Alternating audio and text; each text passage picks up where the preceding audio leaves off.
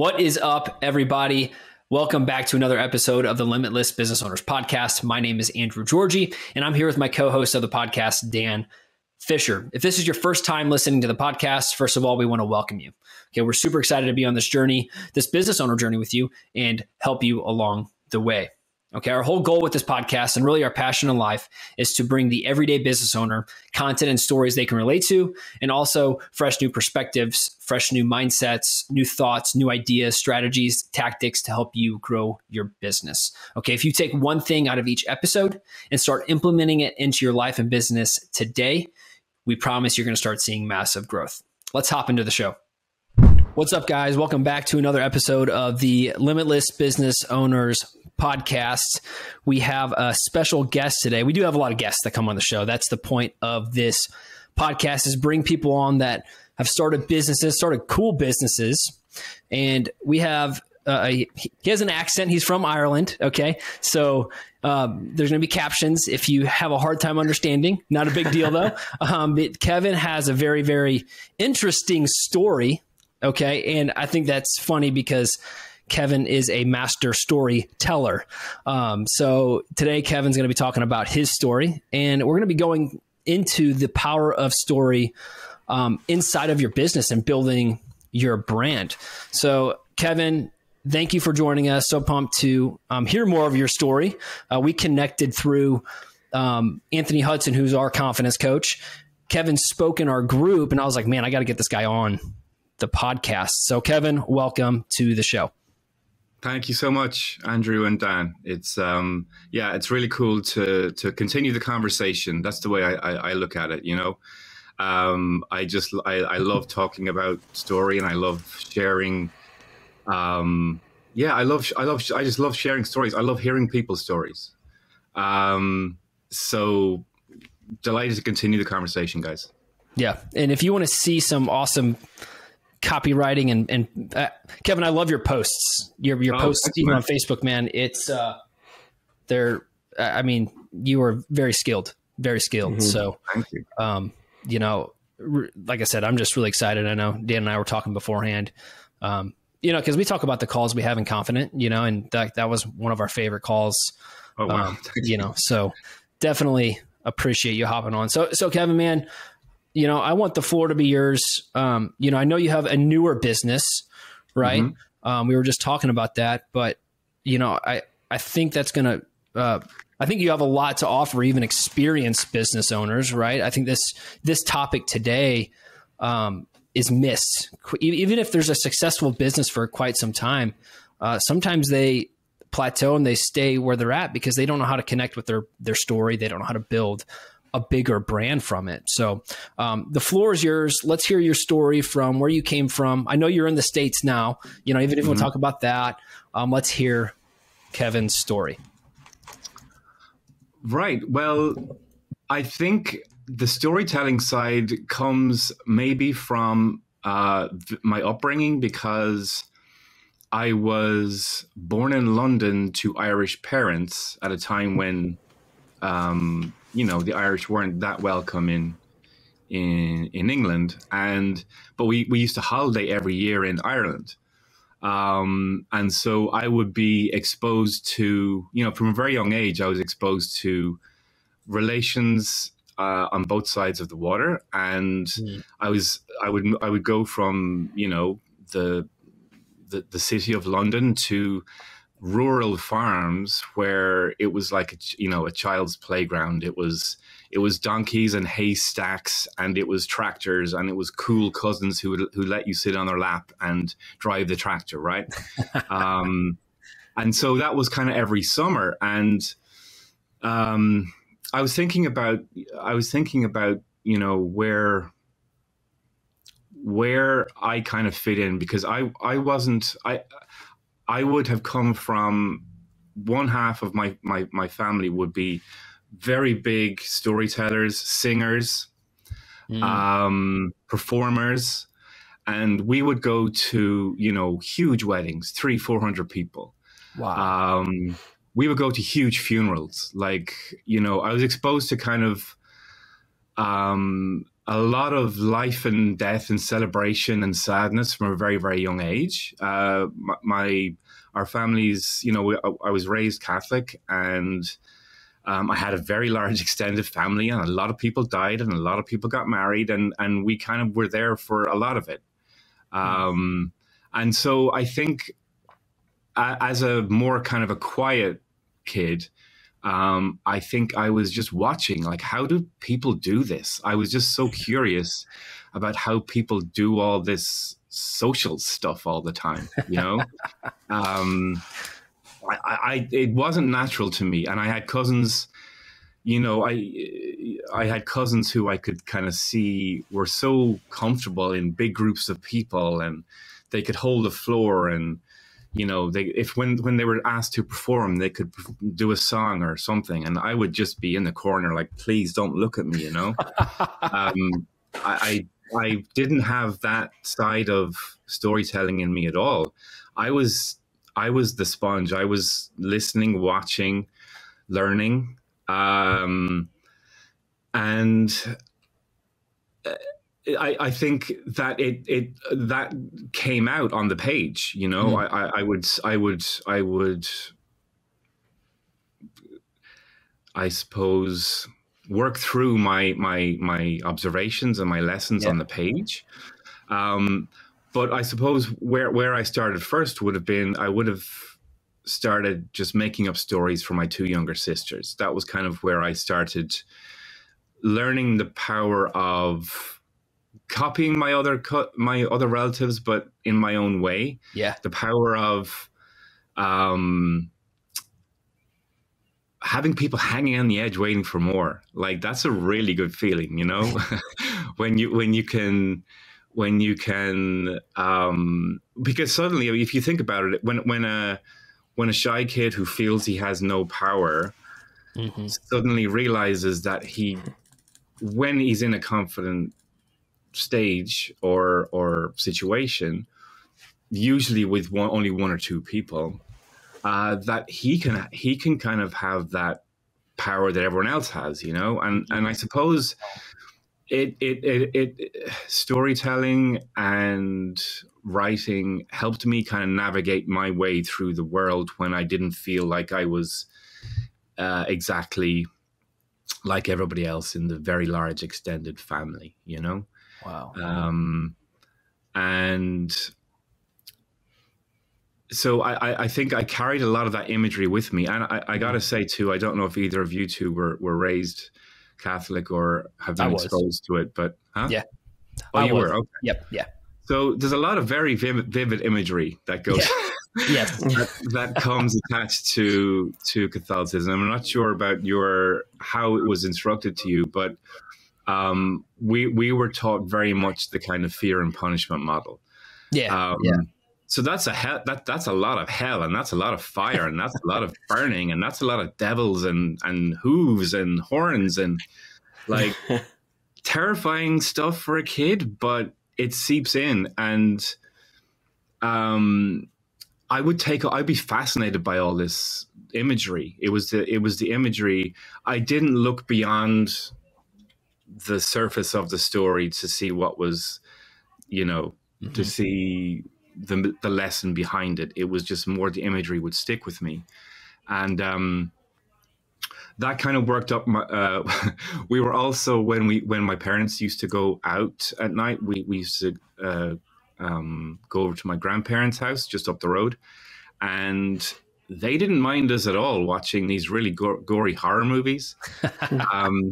So I got a lot of that sort of, you know, and my sisters would be hiding behind the couch and the cushions, and I'd be, you know, enjoying the excitement of it all. Like, I was just captivated from a very young age by what stories, what movies, what, you know, what songs, you know, what songs could bring. Like the tradition that my relatives would sing would be, it was called country and western, which is kind of like a softer version of older country, but they're, you know, they're all songs of death and sadness and loneliness and having to leave your home for you know, better pastures and stuff. So that was kind of the rich kind of background that sort of informed me. And I suppose, you know, we're all different. We all take in information and we all process information differently. I have lots of fascinating conversations with my sisters when we experience a lot of the same things, but we remember it in different ways, or it has different significance to us. Mm-hmm. And I think that's the beauty of, storytelling, but I think that also holds a lot of people back. I think that some people just assume that there are born storytellers.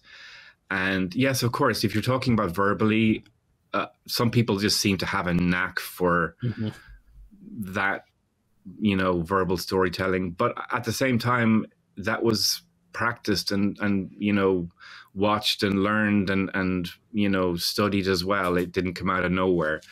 But I think that one of the things I've noticed recently when I have been talking to business owners is that they very often don't think that their story is interesting or it's worth telling, or that they would even begin to do it themselves.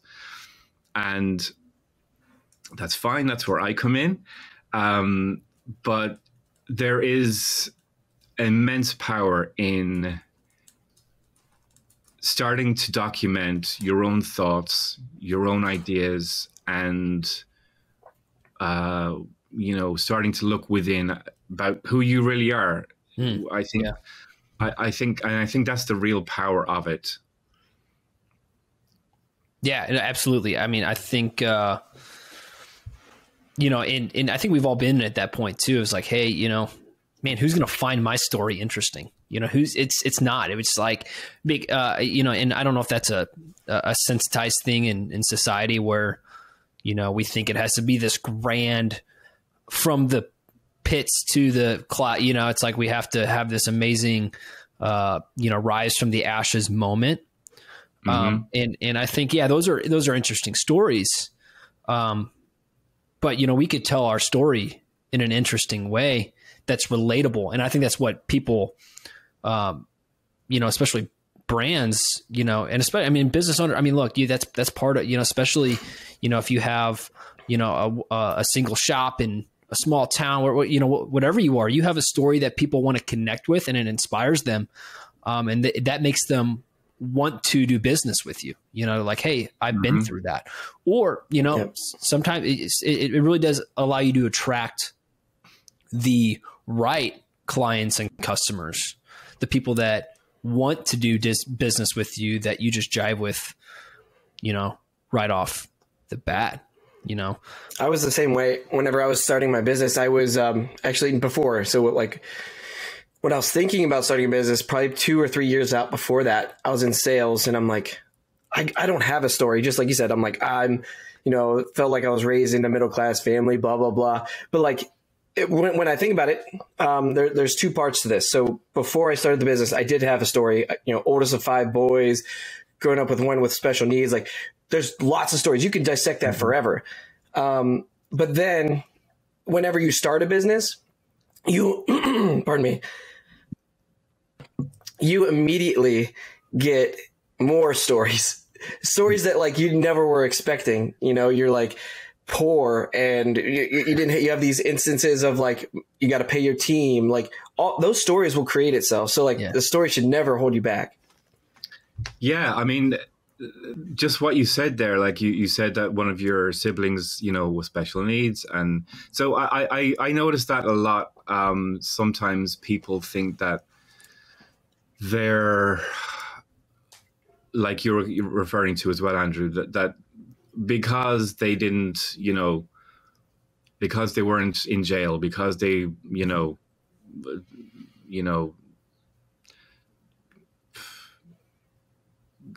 because it wasn't absolutely sensational, because it didn't make the news, because a whole town didn't burn down, that they, you know, that they think that it's not, but that's not really what connects people to it anyway. and I think that's kind of what people forget is like, like you were saying, Dan, we get caught up in the day to day, and we kind of forget the broader kind of context of what it is that we're doing and why we're doing it and who we're trying to help. And I think that's where the story can really, the story of you, the story of your business can almost be like an extension of your core values. In that, just like you said, it's a way to attract. It's a way to first of all say who you are, but it's also a way to attract the people who really resonate with that story. Yeah. Like I look on it as, as modeling. Whenever a business owner relates how they overcame a particular issue that they have in their business, they model that for their client. And it's like, oh, I love the way he approached that. I love, I love what she did here with that situation. That's the kind of guidance. That's the kind of, person I want to work with. And I think that's the real gold in there. It mightn't feel, and here's the thing, I think it might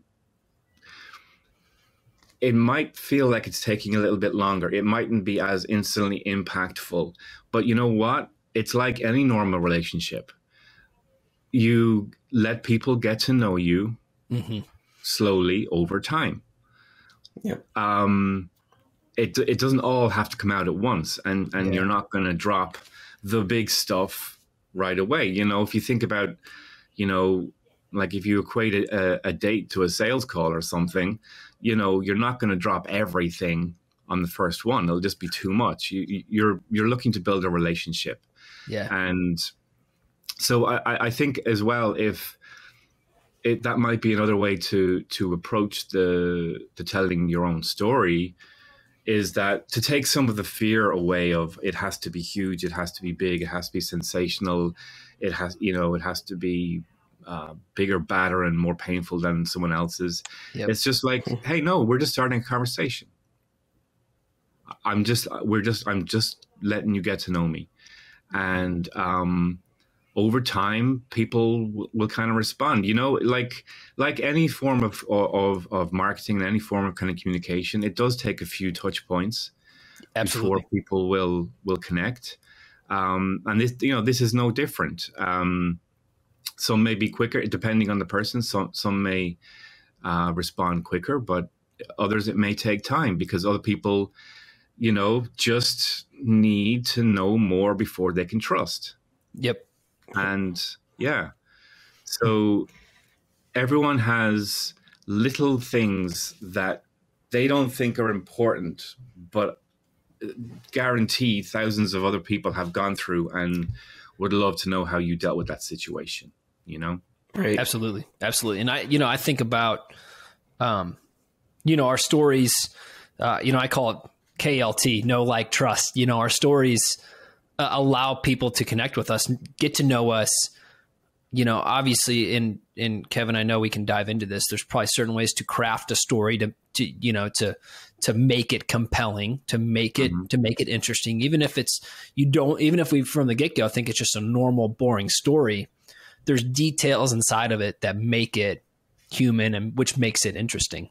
But I want to talk about some of those pieces in a second. And kind of hear from you, how can business owners connect deeper with their story? I think about, if I'm just saying, hey, I help, business owners do X, Y, Z, I help them get more leads. How much better would it be if I told that in a different way through a story that said, hey, I had this challenge too, and I found a way around it, so kind of there's inside of the story, there's challenges that we talk about, right? Should be part of our story is challenges. That's what makes us human. That's what people can connect with. And then how do we overcome that? So I would love to hear from you on some elements that their story should have. Right. I think that the big one for me, there's two major elements, I think, with storytelling, and there is an internal struggle, an internal goal, and there's an external goal. Now, the internal one is something that isn't working in one's life and is the cause of the issues that you're having. We all have things that are inside us that are holding us back. So if you think about, the hero at the beginning of a story, the hero is going about their life, and things are okay. Things are moving along. They're fine. But we see that we see an example of something that they do that is holding them back, right? That might be something they haven't forgiven themselves for example,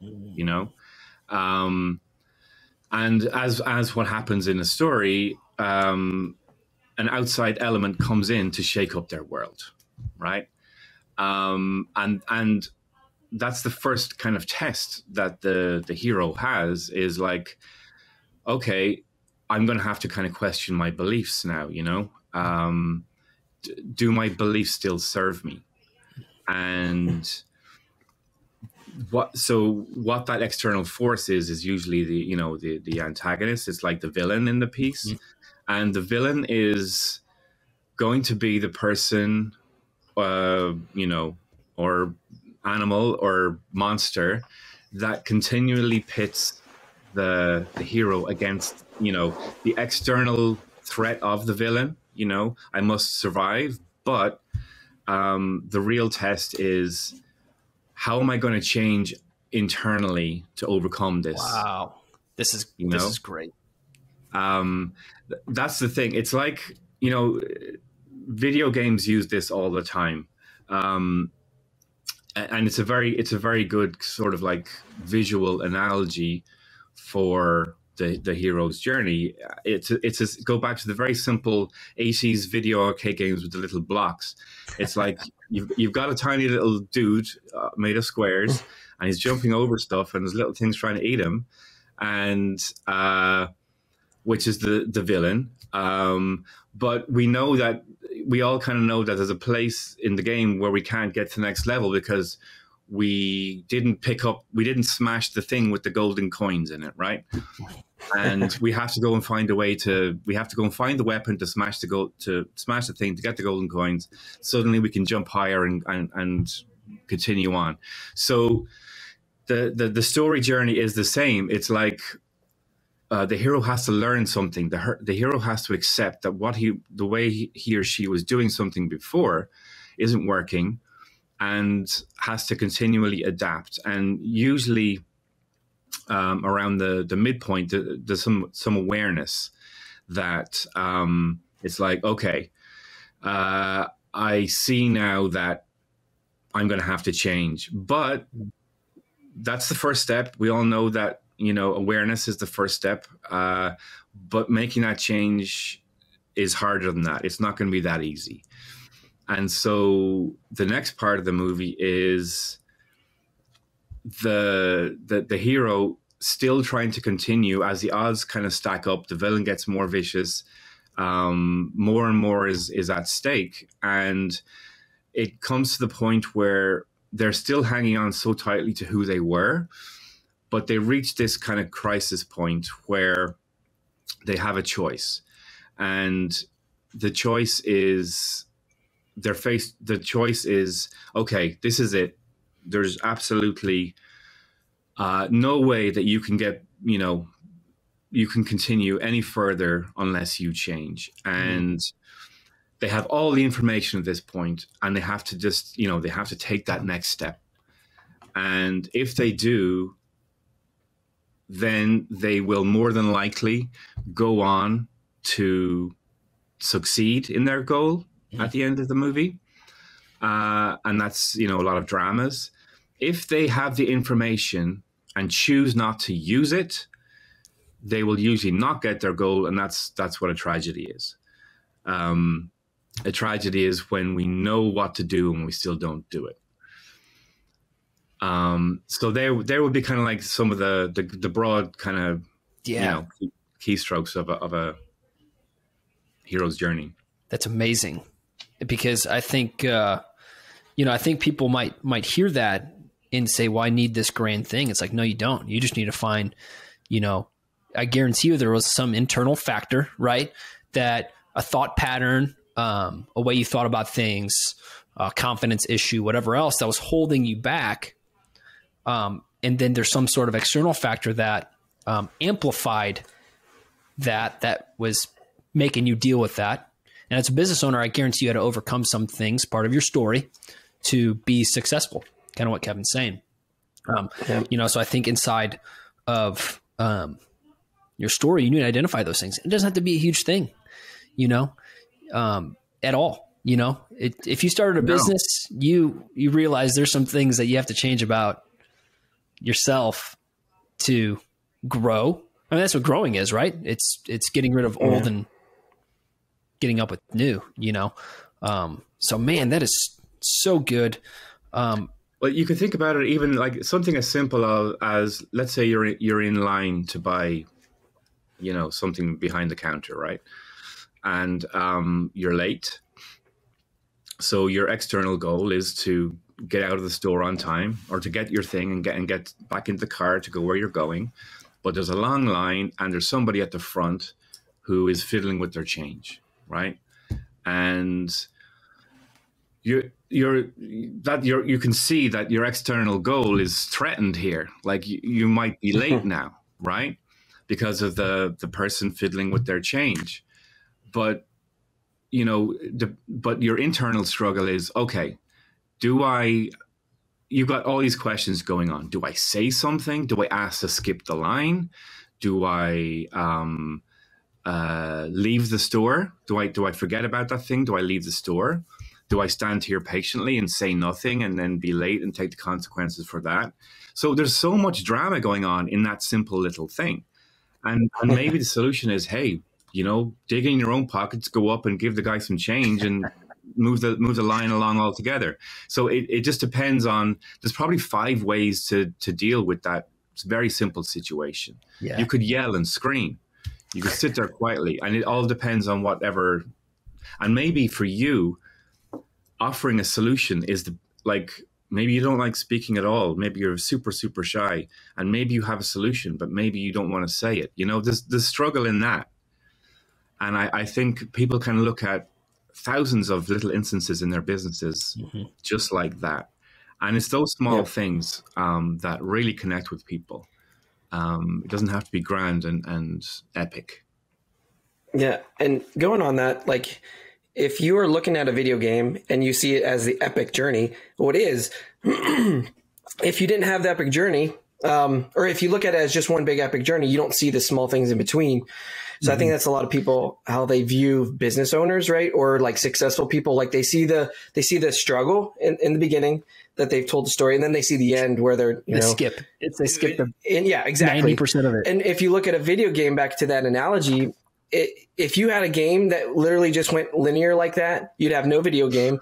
Also, in that video game, you have like, can you get this pot and return it to Mary? And like that's like, so those are like, yeah, that's how you get 24 hours of gaming. And in that time, like you've done all these small things, and that's what creates the epic journey. Yeah. It's so interesting how we've all, more than likely, a large percentage of people that we meet have watched thousands of movies and thousands of hours of TV. We know how stories work. We know that it's never comes easy, right? And yet, when we embark on anything, we somehow expect it to be easy. It's kind of ridiculous. It's like it is. We I'm guilty of it. Like like I you have questions and you're sitting there going, your question is, why is this happening? Yeah. And the answer is because it has to, otherwise you can't go to the next level. Like, wow, it absolutely has to. And this is your test. Like we're all faced, like like in every kind of hero's journey, we're constantly tested. Yeah. And I think we just have to make peace with being tested, because they're going to come, and they're going to come, especially they're going to come just when you're in that nice phase. I used to watch there's always that phase, and I can tell you where it is in the movie. There's the phase when everything is going really well, and it looks like things are going to work out. And it's towards the last third of the movie. Yes. And with a longer movie, you kind of think, oh, maybe the movie's ending here. Maybe things are going to work out. Like, it's been long enough that you kind of think that, hey, that's sweet. Things are going to work out. And you're feeling good and you're happy because you've enjoyed the journey. And then slam, they take it away from you again. Yeah. Like that. So especially when things are going well, hey, let's enjoy it, but let's accept that there's going to be another challenge, or we don't get to grow, we don't get to learn, we don't get to, we don't get to share that with other people. That's exactly what we're doing. Like, we're all taking individual steps in our businesses, in our lives, and how we overcome that is the exact thing that we need to be sharing with people. Yeah. And help them. People shy away from sharing their story. I mean, and mainly, maybe there's embarrassment in some of it. Maybe they don't think it's interesting. They think it's boring. They think, why should I share my story? And I think so much of, selling more, building your business more is connecting with people. Mm-hmm. And do we connect on a logical or emotional basis? We typically connect on an emotional basis. Right. And, when you start thinking about Kevin, I think about movies, it's like, how much emotions do we have invested in that story while we're watching that movie that keeps us watching? It's not logical based. It's completely emotional. So, and I think a lot of business owners, they take that and they say, well, there's no need to share my story. There's no need for me to communicate my story. It's like, man, that's how you connect with people. And that's the goal of business, is to connect with people. And that's how you grow your business, is by connecting with people, whether that's your employees, maybe an employee, maybe your culture inside your business is your story away from people being like, man, he went through, I didn't know that. And they get connected with your story, and they start understanding, oh, wow, that's why we're doing this. And it builds culture, Yeah. I mean, you could look at any collection of people in a business with any amount of employees. And I bet off the top, if you asked them straight out, you'd probably get 2 or 3, maybe 1 or 2 layers of superficial stuff. It's near my house. It's the pay's okay. The boss is nice. Whatever, right? And then you kind of go a little bit deeper, and you begin to see that they're there for a reason bigger than those practical ones. Mm. And whatever that might mean to them, there's something about this place. I think we've all been in places where we just feel at home. We've all been in places where it just there's a strange energy, and we never quite settle there. And there's something, whatever that might be, that there is a reason deeper than that, beyond what everybody does. And I think that's the kind of interesting thing. And I think that's kind of what people connect to. And so that's why I just love asking people, like digging, 10 more layers deep into why people would start something, why people would spend their life at and excel at this particular craft, skill, or service. Mm-hmm. And it's really, there's usually, with enough work and openness and vulnerability, there's usually some moment from early on in their life that just, it all makes sense, often to them for the very first time, that they're connecting the pieces. Like you were saying, Dan, I mean, sometimes we just get involved in our we just get it kind of on the wheel, and we just sort of like, we feel like we just have to keep up, and we don't really, you know, many years can pass by, and we kind of forget why. And then when we forget why, we forget how best we can help our clients, right? Yep. We forget why we're the perfect person for them. And I think that's why it's super important to, it's almost like I would look on it as a responsibility and a duty of a business owner to fully own and encapsulate and to live their truth and their kind of story, so that it's front of mind to them, but to their colleagues, their staff, and their customers, that we all know why we're here. Yeah, absolutely. Absolutely. Man, this is just good stuff. I mean, and you know, the title of this episode is The Power of Story. I think stories are most, I truly believe they're like one of our most powerful tools in our toolbox that we need to leverage more as business owners. Kevin, I know that you have probably steps that you roll out. We don't have to unveil them here. When you work with a client, right? You hire a new, you know, copywriting client, or you know, you probably start with their story for one. You ask questions. There's probing, because you want to understand what they were thinking, what was going on, where'd they come from, and there's a lot of probing. You know, how much work does a business owner have to do to look inward and say, you know, what are some questions they should ask themselves to discover their story?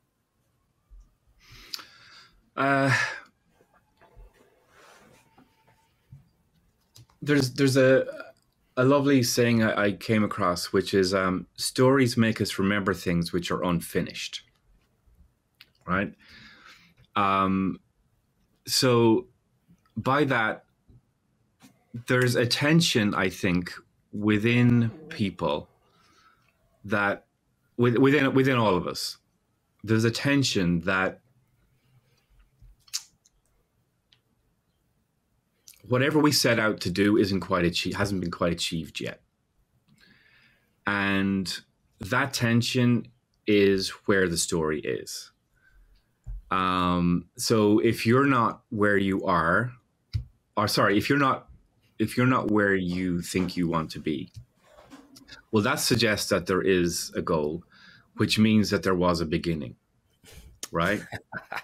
And so what we have to recognize is where we are on that journey. Yeah. So we have to kind of like just plant ourselves in the moment and kind of say, where are we? And that's the most important thing, you know. Then we can look at where we want to go and where we were, but let's say where are we? And they're usually intertwined, but they're all crucial, because unless we know where we are right now, and I think that's kind of a great way to focus in on it, rather than getting, again, sometimes, you know, the key with this is not having people feel too overwhelmed that they have to think of everything and they have to be interesting and exciting. And it's about taking away those fears that it has to be big and it has to be deep and it has to be, you know, it's often very simple, but I think people there's a level of you know, performance anxiety, I suppose. Just like as I was describing as a young boy, like I didn't want to be asked to play the guitar, you know. I do it by myself, but not in front of people. Like, so I think a lot of us still have that performance anxiety where we feel we have to perform, as opposed to let's just actually come down and look at where we're at.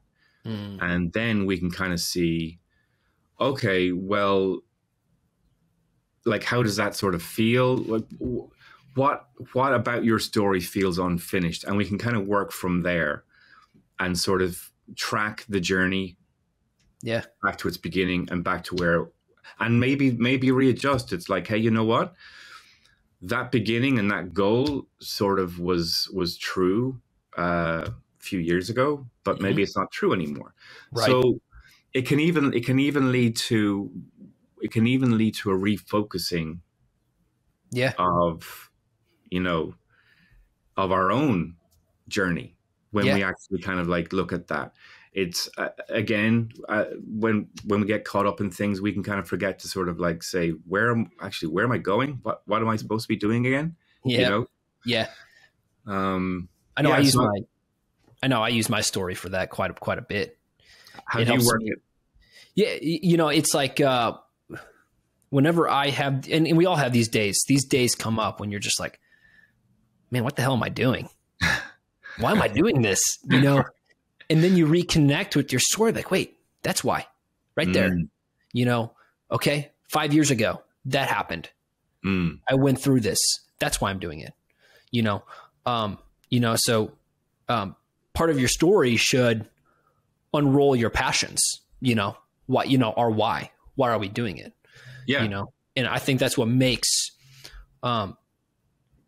it's kind of the lens that you put on your story too. Kevin, when you're telling your story, a lot of it's through the lens because you love storytelling, and you had a different way of doing it than everyone around you. You couldn't see doing it in the way through the songs, through the guitar, through how your family did it. You found a different path, Right. Inside of these stories, I'm going to go back to the story of the guy in line. He's late, he's the guy's fiddling with his change. How important is it to recognize some of the details inside of that story? So thoughts that we have maybe in moments. Does that add detail to the story that amplifies the story? Or should we leave those details out? Well, I think it's a process of trying and it will feel, your first couple of passes will feel probably long. And my suggestion is to put it all in the beginning. And then you can start taking it out. That just takes practice. That is a skill that, does take a long time. We all want to include all the things, but sometimes we kind of, with enough practice, with enough, reading, read how it's done, read copy you like, read stories you like, even articles you like, see how they do it, see what, and unpack it and see kind of what, I really felt this during reading this passage. What details did they include? What did they leave out? You can kind of like, it takes investigation like any other thing. It takes trial and error for sure. But one of the, we may all have heard of the show Don't Tell. That's particularly, we want, so there's an example of, let's say, for example, we wanted to say that we could describe the store as it was very hot in the store, right? We could say that, that's telling. Or we could say that John unbuttoned the top of his, undid the top button of his collar. The lady in front of him wiped her brow. Condensation formed on the glass countertop, right? Those three little things, you're painting the picture, but you're not saying that it's hot. And then the reader, with enough small things, will put that story together going, wow, it must be sweltering in there, right? Yeah. And now the reader is drawn in, because the reader you're giving the reader enough information so that they're building the story. So that's kind of one thing is like that's how details can be extremely important. Just enough of them, not overkill, but they're there with a purpose. It's detail with a purpose. It's detail to if somebody, if the guy at the back starts tapping his shoes and shaking the change in his pocket and sighing, we know he's impatient. And those three things, that's what we'll say. We'll say he sighs, he jangles the things in his pocket, and he taps his foot. We know what's going on, but we don't say he's impatient. Wow. It's those kind of things. And when you're telling a story like that, one of the most effective ways is to tell it in the present tense. You're right there. Yeah. You're right there. And yes, you know, depending on what you're actually doing, depending on the medium in which you're sharing this, you would step out a few times for commentary, you know, depending on what you're doing. If it was a sales letter or something, you'd step out, have some commentary, but then you'd step back into the present tense in the story again. That immediacy again brings you in, you know, and it's just a great exercise. If you thought up a very short story, wrote it in the past tense, write it in the present tense, and see which feels more immediate, you know? Yeah. You know, and this, you know, I think, I know copywriting is the most important skill, especially when you start talking kind of higher ticket type items, high ticket courses, you know, coaches. Copywriting is, I believe, the biggest differentiator in people that close and people that don't. And you're a copywriter, but that's because you're a great storyteller. You can unpack those things, and typically that's what wins sales is stories. And you do a phenomenal job at that. Thank you. You know, and but you know, our everyday business person, business owner, you know, that guy may not, the guy down the street that owns the home repair, remodeling, he's not a big writer, you know? What are some, does that person, do they just need to start having time? Like, do they start scheduling time for themselves just to write a little bit, to start unpacking?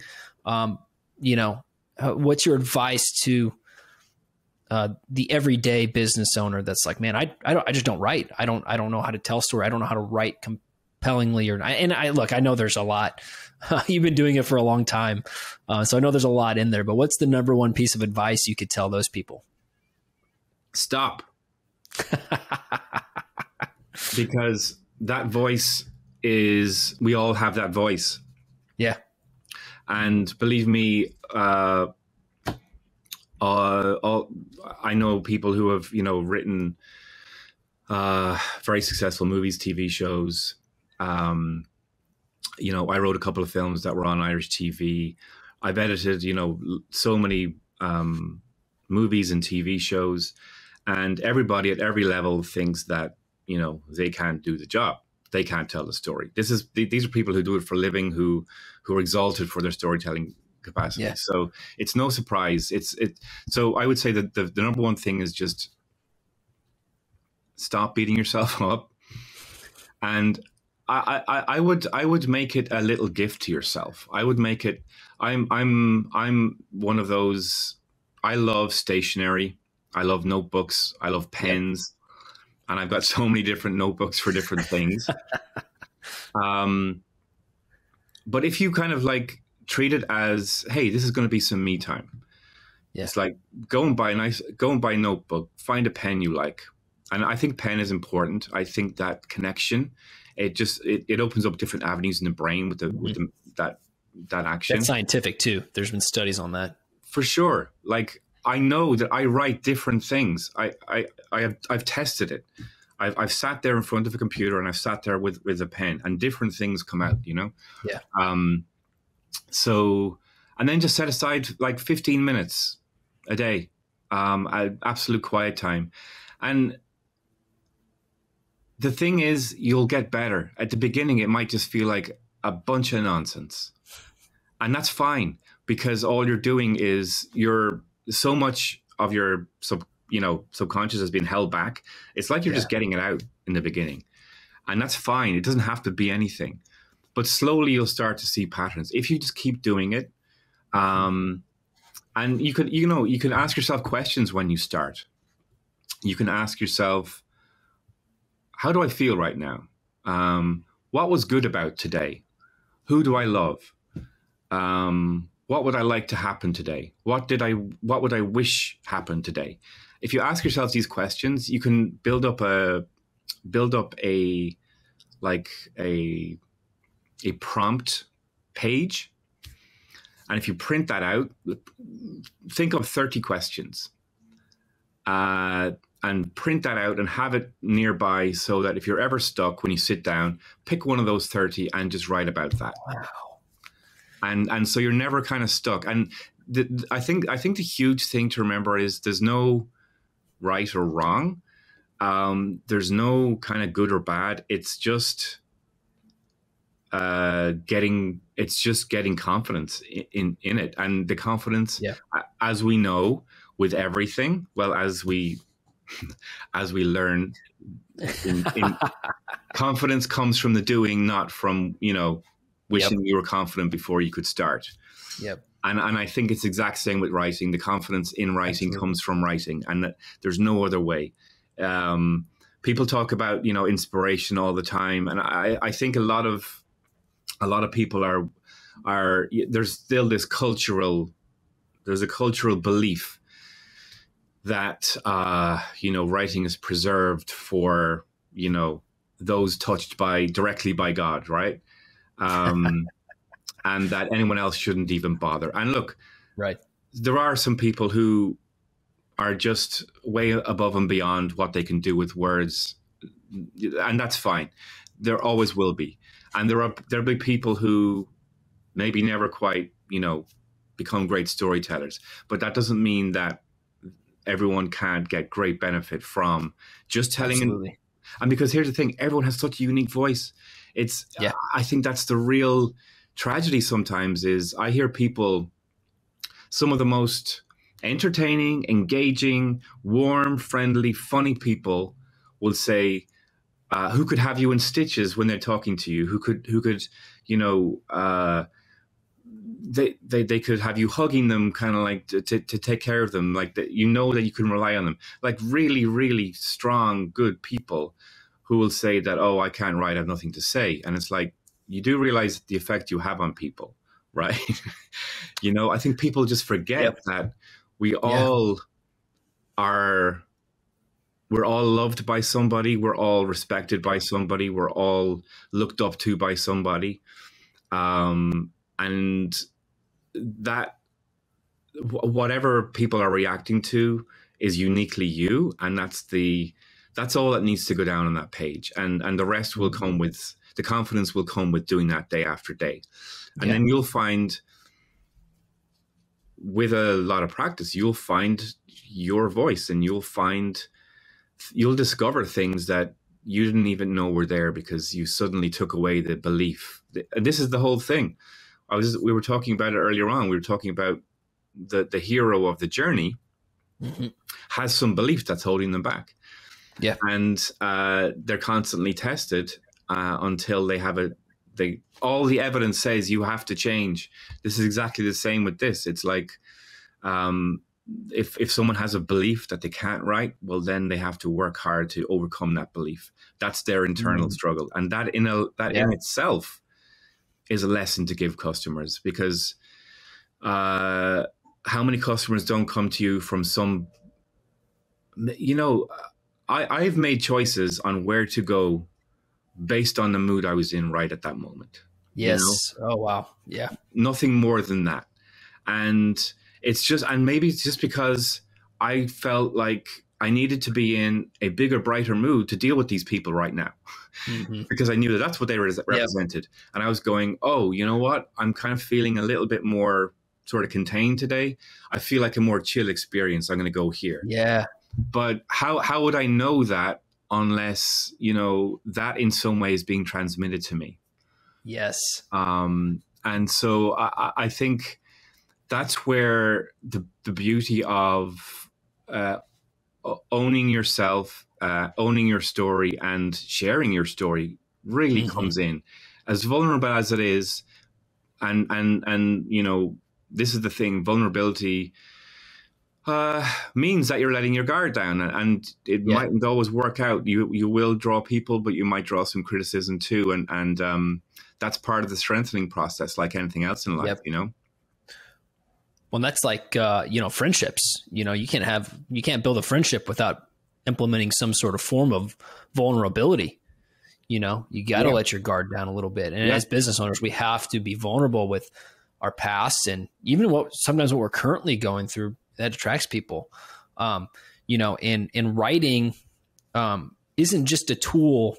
And this is where, when business owners start feeling stressed out, anxious, depressed, writing can be a great therapy for you to unpack your thoughts and understand maybe some struggle points of where you're at, and to connect back with happiness, connect back with that passion, connect back with that why, of your story, and we're not, and what we're not saying is like, hey, you have to make a Facebook post every single day with your full story on it. Right. But what we are saying is, there's pieces that you could be using on your website that tell part of your story that people are like, man, that's amazing. Even if it doesn't have to be a rise from the ashes, like we said, people will want to connect with it. Also, if you are in the spot where you're trying to figure out your brand, trying to figure out your branding, figure out who are we, who is our business, what do we stand for? Connecting with your story, and writing will help you discover those things. You'll get it out from mind to paper, and you'll start realizing, you'll probably start seeing trends. You'll start seeing you, which is baked into your business. So writing, storytelling, copywriting, amazing stuff. Yeah. And that's some of the things that I do is when I start working with somebody is I give them, a lot of questions that they can ask, and that we can kind of like start that digging process,